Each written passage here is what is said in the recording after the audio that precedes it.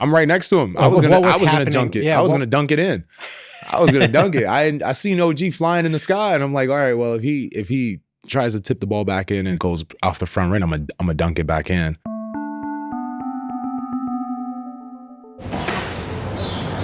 What's up? Hi. Morning. Thank you. I love you. I'm David Marchese, and today I'm talking to NBA champion Karl-Anthony Towns. The 7-foot-tall center for the New York Knicks helped the team secure its first title in 53 years, lighting up the court, the city, and the country. Towns, who also goes by Cat, grew up in New Jersey, so joining the Knicks in 2024 was something of a homecoming. His mother died of complications from COVID in 2020, and he has said her memory fueled him through this year's playoffs. My mom taught me really well how to be passionate about the game and how to love playing the game at the highest level. So what's it like making New Yorkers the happiest they've been maybe ever? Here's my conversation with Karl-Anthony Towns. Karl-Anthony, thank you for being here. I appreciate you having me. Even just on the way into the studio, there were people congratulating you, wanting to shake your hand. Yeah. And when I've been talking to Knicks fans, something people will say is, I can't believe that happened. Yeah. Almost like I still can't believe it. Well, I was going to say, how does it feel to you now, like about a month after it happened? It still is something hard to believe, 53 years, me as a Knicks fan growing up, just seeing the Knicks not be able to win the championship and to be in a Knicks jersey and be the one to do it with the Knicks. It's an honor. It's a blessing. I still can't fathom that we've done it. And I keep now being here and people call me champ. And I'm like, I don't know why they keep calling me that, but it's something that I've earned, and it's something that we've earned and the city's earned, and the right to be calling ourselves champions. All right. I want to do some pure relive the magic fan service with you right now. Okay. So I think Game 4 of the finals is the game that people are going to... I don't know what happened that game. No one knows what happened in that game. But that's the game that people are going to be talking about years from now. Yeah. And so first half of that game, you guys are getting your butts kicked. You're down. I feel like that was all playoffs.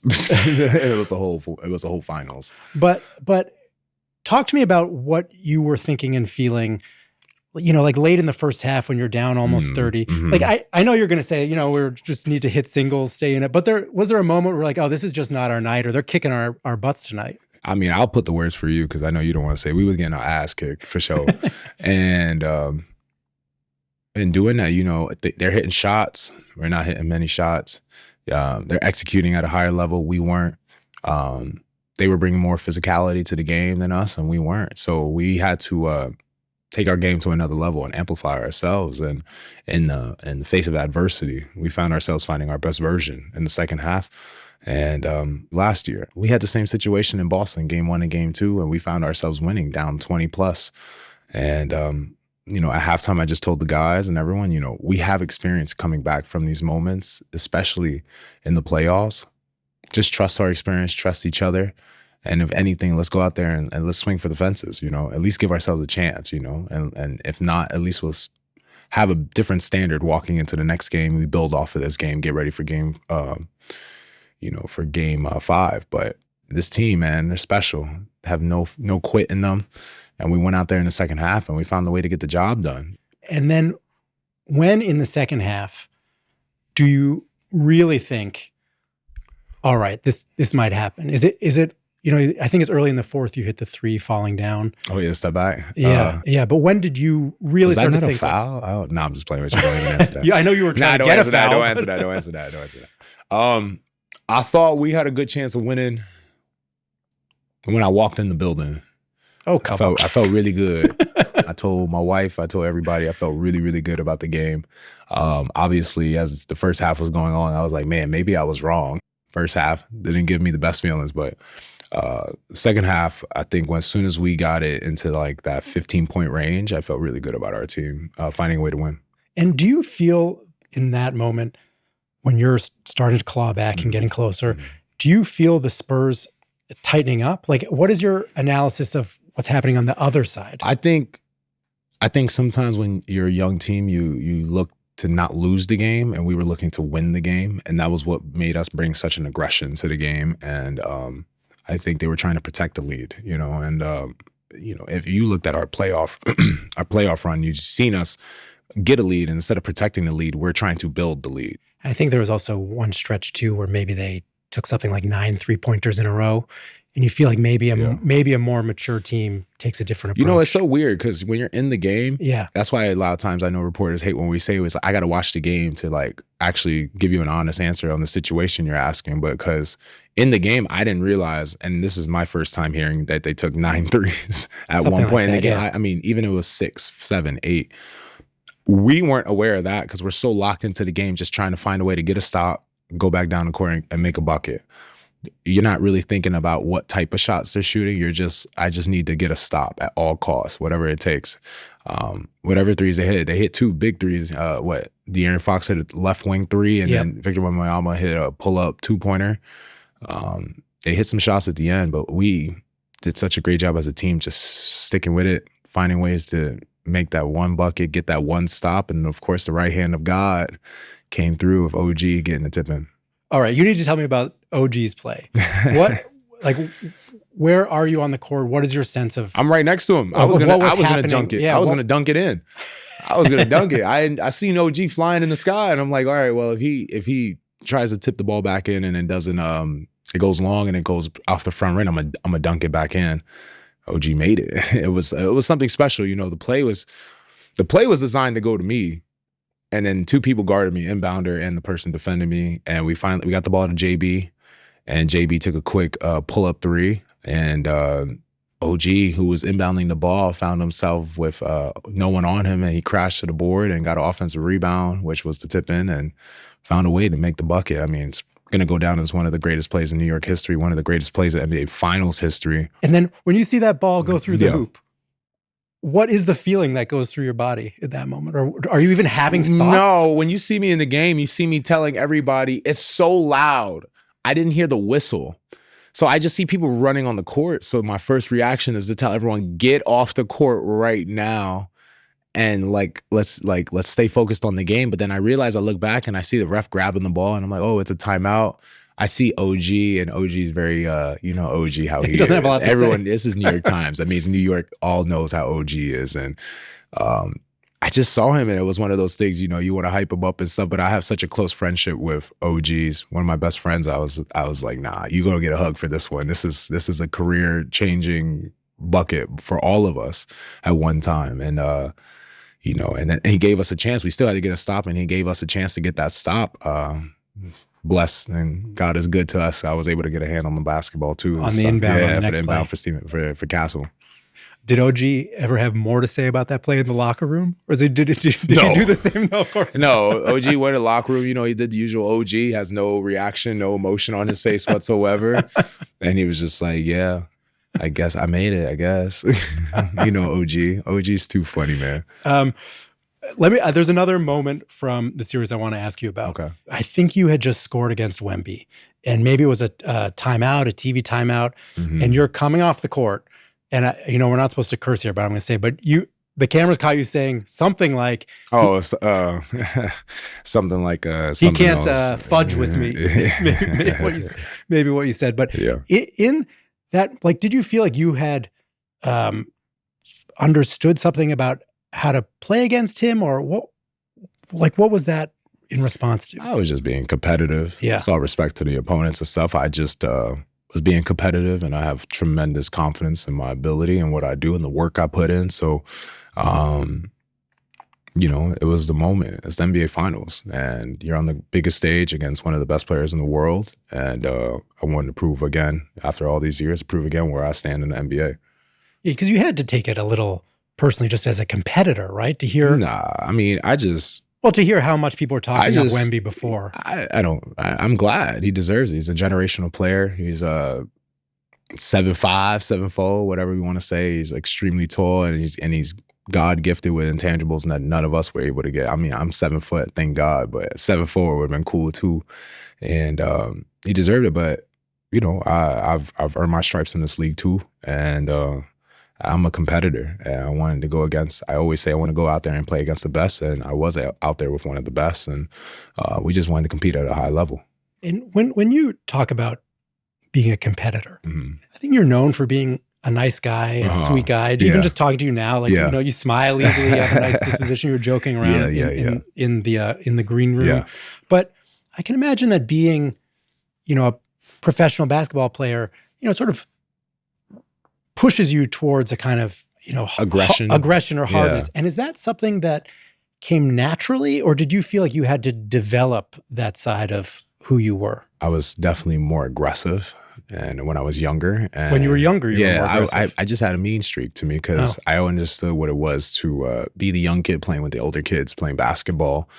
There's no respect given to the young kid, especially to the younger brother. So I had to go earn it. And every day I learned how to earn it when I was, 13 playing U16 basketball, U17 basketball, going out there and competing against the best of the best at age groups way higher than mine. And, when you're doing that, you understand, you got to bring that kind of aggression to the game, especially for me at the time, I wasn't physically mature yet to dominate or out physicality these older kids. So you learn how to get crafty with it. You learn how to get a little finesse with the game. And then as I got older, I had the finesse. I learned the physical attributes, to playing against older kids. I actually got my, my strength. I got my maturity going. So, while doing that, I also learned, how to maintain it. My mom taught me really well how to take that aggression and utilize it to my advantage, and also be passionate about the game and how to love playing the game at the highest level. You spoke very movingly, I think it was after game one, right? About your mom in an on-court interview where, you lost her during COVID, and you talked about how, she was kind of there with you. Yeah. And it seemed clear that sort of this idea that in a way you were playing for her was motivating. Is that actually what was going on? Like, did you think during the playoffs, like, I am here trying to sort of commemorate my mother in a way? Like, what were you thinking about in terms of her? For me, I think about the finals, and I say, I've dedicated my life to this game. I've dedicated my time with her and precious time I could have been hanging out with her, enjoying life with her. I spent it in the gym working on my game, working on my craft, playing basketball games, getting treatment on my body, getting ready for the next game, mentally not maybe always being 100% present because I'm thinking about that opponent. I'm thinking about that team that has coming up. We got that big game coming up. So I've sacrificed so much for this game. It would be a disservice to her if I didn't try to capitalize on this opportunity as much as possible. So I wanted to make her proud, and I wanted to maximize this opportunity because I've worked my whole life for it. And did you find yourself thinking about her at moments during the games? I mean, I think about her all the time. It's not just basketball. Yeah. My life doesn't revolve around basketball. It's just my job. I still have a whole life outside that revolves not around basketball. And I think about her with the basketball in hand and not. And who after you guys won, who was most meaningful for you to celebrate with in terms of sort of remembering your mom and having remembering my mom? Yeah. My wife. Yeah. Being with Jordyn, I think was great. The next closest woman in my life was there and able to celebrate that moment with me and seeing all the trials and tribulations it took to get there. Trading from Minnesota to New York, coming up short last year. This year, all the rumors and everything, trade rumors and stuff, and then to still find yourself in this spot winning the championship is, a testament to her love she's given me all and the support she's given me, and to my father as well, who has been with me every step of the journey since birth. And it was really special. I think the most meaningful one after I spoke on was Patrick Ewing, just to see all that, just all that years of misery and it's just that exhale he had. I could tell he just had the weight of the world on his shoulders, and finally for the first time he could like breathe and he could see the end goal for the Knicks. We had talked about this moment since I got here, and I've leaned on his experience, his wisdom, and not only that, he's become a really, really great friend of mine and someone I love to just pick up the phone and just talk with and have a good time. And I know while he may have been disappointed that he was not the one in the jersey bringing it home, he is the Knicks culture. He is the Knicks team, you know. He's the most recognized Knick of all time. And for him to, especially in my life, that I've been able to recognize and see. So he's played against my dad too. And just to see that moment happen and to see him finally get that moment to hold the trophy, I knew how much it actually meant to him on the side as well. Yeah, what did you guys say to each other after you won? No, it just simply, this was something that he needed to see in life. And I'm just honored I was able to make it happen and help him, help his team make it happen for him. And I think the way that, you know, in press conferences and you know, in on the court interviews after the game, the way that you're willing to show your emotion and be vulnerable in those and be moments. yourself. And be yourself. Yeah. Is not something that I don't know that it's something that we necessarily encourage in professional athletes. No. Is that something that, like, you consciously decided you were going to be willing to put yourself out there in that way? No. You just can't be any other way? I'm just myself. I'm not trying to be anybody. I'm just trying to answer the questions as honestly as I can. And in doing that, I guess my personality shows itself sometimes. And I'm not going to say sorry for any of it because that's how my mother raised me. She told me to be comfortable in my skin. I've always been comfortable in my skin, and to never diminish my light and my value, to help other people's narratives and opinions get amplified. Have you learned anything from Jordyn Woods about how to be a public figure? Because, you know, she's obviously an influencer, an actress. I mean, what is she? It's weird. It's I guess you could say a relationship in Hollywood hasn't lasted as long as ours. Like usual, it doesn't do it. That's just kind of not the norm. And we found ourselves finding each other at the foundational level of just being friends for years. And now we're here with wedding bells incoming soon. So I think for her, she's just taught me so much about myself and things I had to work on myself that I wasn't willing to work on or I didn't recognize. And she makes me better all around, you know, and also just made me better with patience as well. And her handbag, of course, became sort of like a lucky charm for the team. Yeah, the one that won us the chip. Yeah, for sure. Even I think it was at the Guggenheim for a little while. It's been at the Guggenheim. It's still there. Is it? It's still there. So do you know where it's going to be in your house? Do you have a well, this place week for it? This week it'll be leaving the Guggenheim because it's going to Fanatics Fest with Michael Rubin and everybody. So it's going to be really cool to have all the fans and New York fans be able to get close to the bag and see it in a sports environment. After that, I think she needs to retire. It's a she. So the bag? Yeah, the bag is a she. So I think she needs to retire. I think she needs to go to our house and just live its days with the sun in its face and just enjoying what it's been able to accomplish. I also want to ask some questions about the kind of internal dynamics of the team. You know, one of the big changes, obviously, between last year and this year was the coaching change. Mm-hmm. And something that people pointed to in terms of like key differences between Tibbs and Mike Brown is, you know, certain flexibility or like Coach Brown's willingness to have back and forth with players or change dynamics. I mean, both the coaches did an amazing job. One took us to the Eastern Conference Finals and we just came up short. The other took the same team that Tibbs did an amazing job with, was able to watch from afar and see what he could do from his coaching style, his personality traits to help us. And we found a way to win a championship, but that's not a testament to Tibbs not being the guy or Tibbs not being good enough. He's always been good enough. He has a championship to show for it as well. Tibbs is an amazing coach, an amazing person too, and to see his growth as a person from when I was with him in Minnesota to when I got here to the Knicks has been amazing, and it's made us even closer.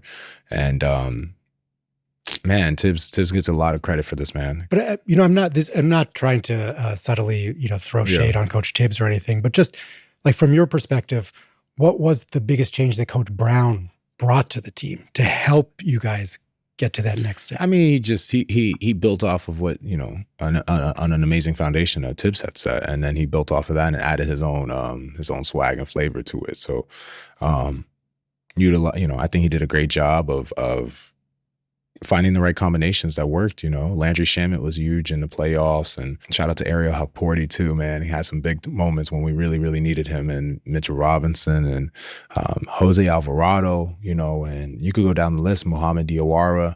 All these people had an amazing impact on the game, especially Tyler Kolek during the year when JB got hurt, played some amazing basketball. So I think Mike did a great job of just finding at the right time and the right place where he needed to put certain players into the game and not put them in the game. Shout out to him. Amazing chess game he played.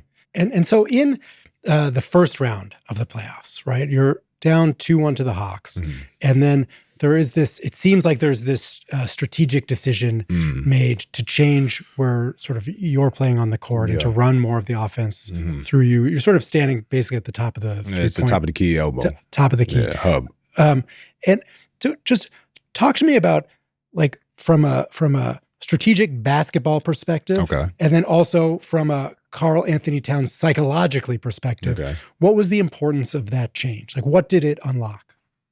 I mean, for us as a team, being the hub, it drew out their 5-man or their 4-man, and it put us in a great spot where the 4-man, if he was guarding me, was guarding, their 5-man would have to guard OG or Josh, which, with that speed advantage and that kind of advantage, I was able to utilize my passing ability to get guys easy buckets, easy passes, easy plays to be made, whether it was me getting an assist or me making the pass that led to the assist. It was making it easier on our offense. It took so much pressure off of JB having to dribble and figure out like what's going to happen. So, and it made it easier for him to score, less energy expended. It gave us more energy to do other things. And for me as a competitor, as a player, something I asked for all year, and it was finally time to utilize that talk. And, my teammates trusted me, Mike trusted me, the coaching staff trusted me, and a vital point of our season, probably the most vital point.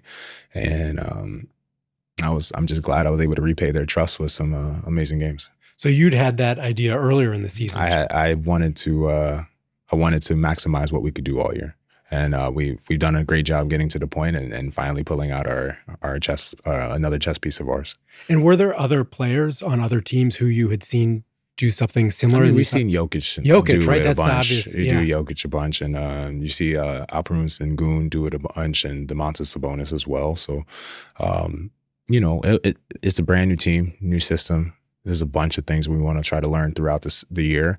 But in learning throughout the year, we were finding ourselves still winning. Does unlocking that feel like something that you're going to then bring into the upcoming season? We'll see. Yeah. We'll see. The opponents will have to see. They'll have to figure it out. I mean, my advice would be do that. It seemed like it worked pretty well. I think the way we did it this year worked as well. That's true. There obviously as a professional player, you can only control what you can control. But you had the experience in Minnesota of playing with the same team you were there 9 years? I was there 9 years. And then getting traded. And I think, lots of people in life, we can't necessarily control every aspect of our jobs. You can't. But the idea of somebody just, tapping you on the shoulder one day and saying, hey, you got to go work in some other city. It's not your choice. Yeah. That's kind of a wild thing. I know. What is most challenging about that experience of just waking up one day and having somebody say, hey, you don't work here, you work there? It's just kind of like your world changes, It's not like an away game becomes a home game all of a sudden. And I think personally, it's just tough. You're living a whole different lifestyle. You go from living in a big house and having, 6 years dedicated in that house, built a life there, every little thing's that, this whole house like the back of your hand, and then all of a sudden you're getting traded and you're in an apartment, much less space, got to adjust. You're in a city now, you're not in the outskirts in a suburban town, so it's totally different and a different way of living too. But this is the life we chose, and there ain't no crying at all about it. I'm super honored that I was able to getting traded it sucks. It's never good. But to get traded back home to a team I rooted for my whole entire life, and when I was younger, and for a team that gave my father his only chance in the N.B.A., I mean, couldn't have went to a better situation for me and my family. So it's a big honor. And on top of that, Jordyn always wanted to live in New York, and she loves New York before we got traded here. So the wife was happy. The family was happy. I was happy. It's a great situation.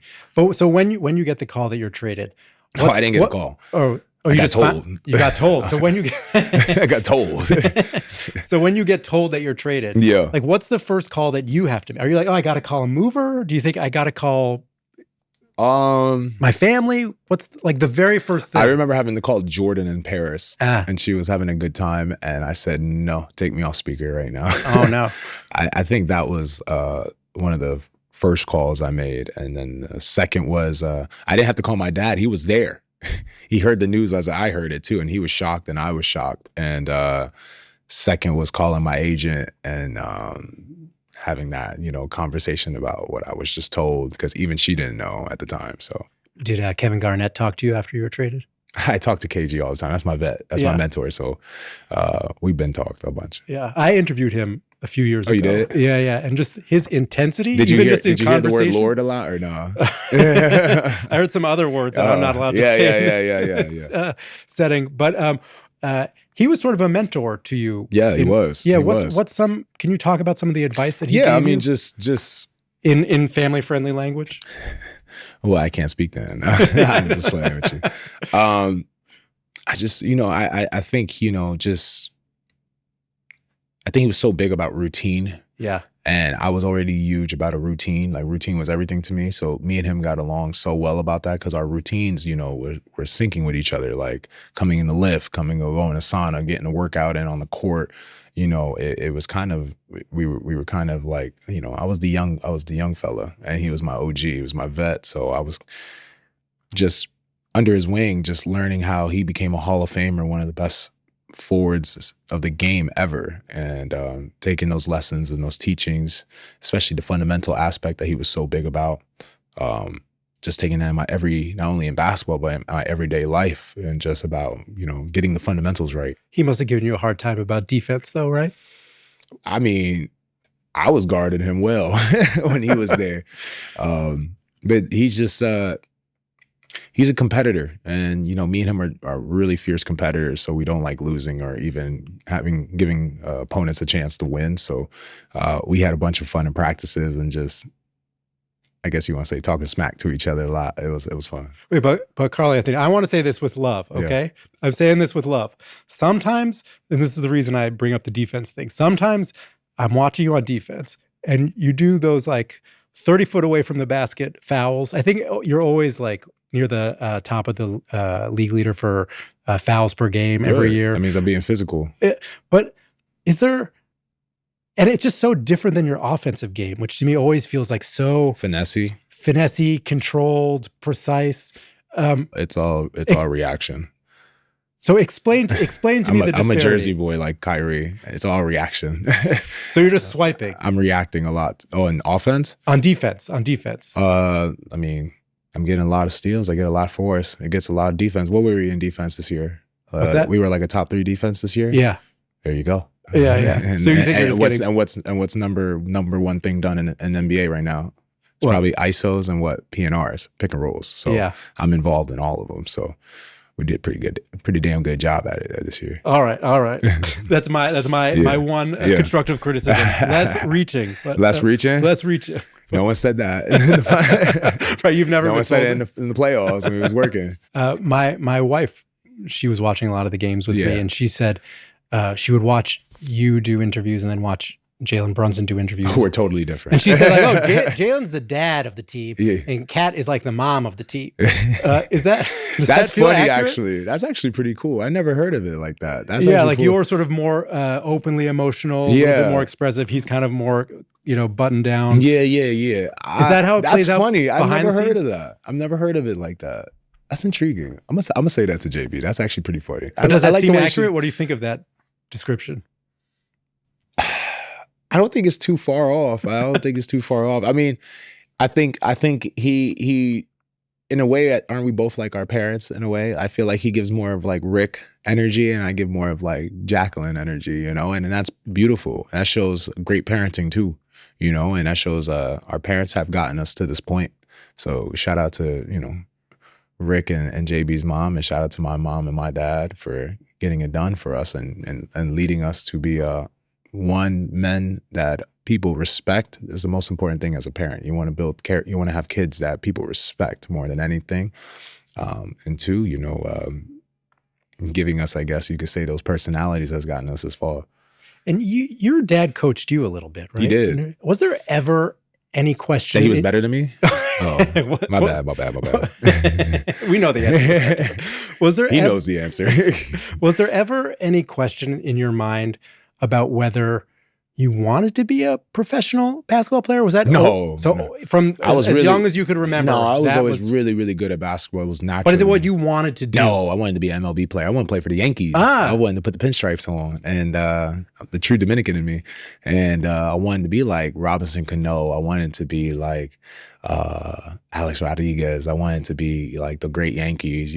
For me too, Albert Pujols and these great Dominican players that have come before me, and it just wasn't in my cards at one point. I made the last minute decision when I was really looking to take this professionally. I wanted to go back to basketball, and I've been playing basketball my whole life, and I went back to basketball and got back on the scene and never looked back since. And what was the inflection point there? Like, why did you make the decision not baseball? Honestly, it was my childhood friends. Oh. It really was. My childhood friends, Vic Singh and Greg Davis, back from Piscataway, they just was like, we miss playing with you, man. You haven't been around. I know you're playing a bunch of AAU baseball and travel baseball and stuff. And I know you said you quit basketball, but like, you don't have to play like full time. Like, and I'm always a person like I get obsessive. Like if I give my attention to something, I want to go 110% at it and be the best of the best at it. So, they asked me to do it, and they kept, we went to the park one day playing basketball in Jersey and Day Park in Piscataway, and I just was like, you know what? I do miss hanging out with y'all playing basketball a little bit. I'll come just to play one tournament and play. And so they brought me back to basketball, and it's funny now that Greg was with me on the court at San Antonio after Game 5 with the finals trophies and everything, and Vic is still one of my closest friends. Those are like my brothers, and they've been to my games, and it's really crazy that now they're seeing me in these N.B.A. games. And before, I told them I never even wanted to touch basketball again. And so when you do finally get to the league, yeah. is there a game or a moment or a play where you really think, I belong here? I'll tell you, actually, it wasn't even in the league. I remember when I played before my freshman year, I played Team USA with Kobe and LeBron, a Dream Team V2. And I remember, it was a big game, and everyone was telling, Dominican Republic versus Team USA. And I understood the situation and got myself a nice little super cut across the street before going to Thomas and Mack. And I got the job done. And I when I was out there, I felt like I could be in the NBA. I could belong, and I knew I had more years to go, and I had to still grow, as a player, physically, mentally. But to already go out there and feel very confident and feel good about my game already there, and I said, man, the league's in trouble in a couple years. When I get even more figured out and right, I'm gonna be a problem, and I damn sure it became a problem. Let me ask you some league questions, okay? The East this year, right? Giannis went to the Heat.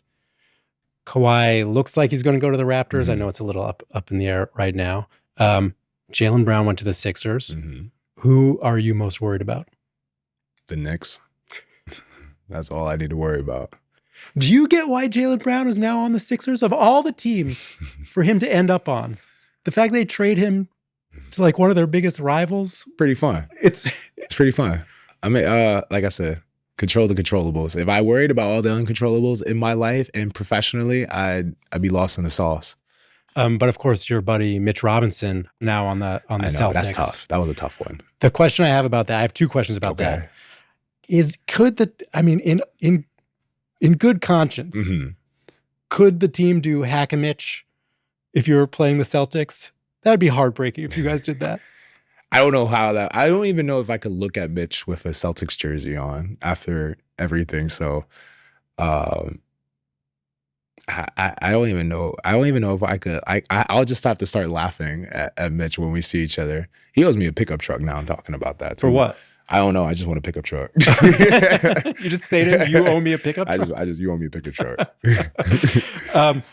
But watching him shoot free throws as a fan is the most like emotional roller coaster experience, because you just want that emotional roller coaster watching a man shoot free throws. Oh, it is, because you want him to succeed so badly. That's not like walking up to a woman at a bar and saying all she could say the worst is no. That's easier than watching the opposite. That's different. Shoot free throws. All right. But because it's like she laughed at that. I like how you laughed at that too. He struggles with the free throws. You want him to shoot them so well, and then it ends up still being a struggle. What is the experience for the teammates when you're watching Mitch go through? Oh, we love it. We love going to see him shoot free throws. What do you love about it? Just one, it gets a foul, puts us closer to the bonus. It gets closer for me and for all of us, like whatever it's me, Jalen, anybody, we get closer, getting that foul, getting to the free throw line. Two, every time, it happens, it gives us breaks. It gives us a break to kind of reset, think about what we want to do next. And three, we believe in Mitch. Like I said, we believe everyone on that team, 1 through 15. We know we see each other get to put the work in and everything. So when he goes up there, we're excited because we can't wait to talk junk when he makes it. So we're always excited when we get to see Mitch go up there. And we're almost at the end of our time, but when you leave the building, you're going to have a similar experience again. They know I'm here. They know I'm here. When you came up. Can you just? I mean, to what really an honor. Just be able to like represent joy for people in the city of New York seems like such a privilege, and it's gonna be that way for the rest of your time on the Knicks, probably for the rest of your life. It'll be for the rest of our life. Yeah, talk about what that means to you. Yeah, I talked about it after the game. If we're talking about the impact of this win, you talking about I leave and everyone congratulates and says the word champ, which is still crazy. We started this interview talking about how surreal it still is to have a championship.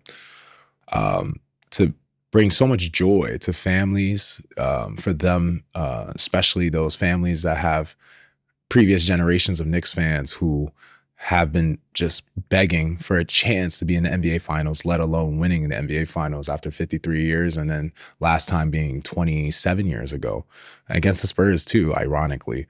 I feel like a Love Island character getting back my phone after the playoffs and seeing these reels and these videos and these Instagram posts about the grandfather celebrating it with his son's kid and passing that kind of Knicks fandom down to the kid, or the father who grew up watching the disappointment of 1999, or families and those people who have those lost loved ones and going to the cemetery to celebrate the Knicks win with them.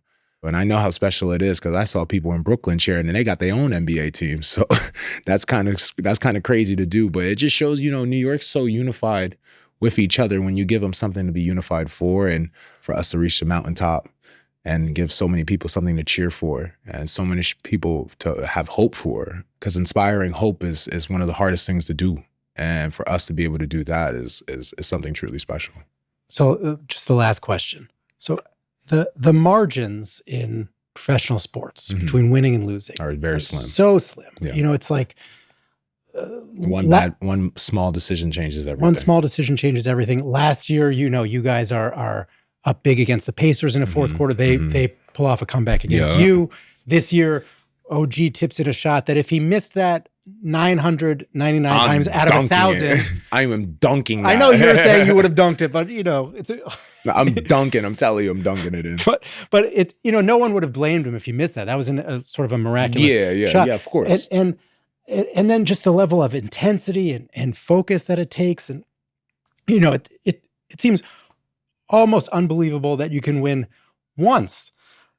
Does it then seem even more daunting to try to win another one? To have to think, can we come back and win it again, back to back? Well, my competitive spirit says, that's what we're planning to do. And now, I know we were always the underdogs in every series. We got to be ready to always be looked at as the favorites, and that's not something we like a lot. So we're gonna have to go out there and then continue to have that underdog mentality, that mindset. And just, we're going to have to be even a better version of ourselves, even though a lot of y'all say we were one of the best ever in the playoffs. We got to find another level because people are going to be ready for us this year and they're not going to get caught slipping anymore. So, all right, I'm going to say it back to back. We're going back to back. I ain't going to say that. I'm going to say we're going to do our best. All right. Thanks, champ. Appreciate it. I'm Lulu Garcia Navarro. And I'm David Marchese. And we're the hosts of The Interview, an audio and video podcast from the New York Times. Every week, we interview fascinating and influential people from all walks of life. Subscribe to our YouTube channel so you'll never miss an episode.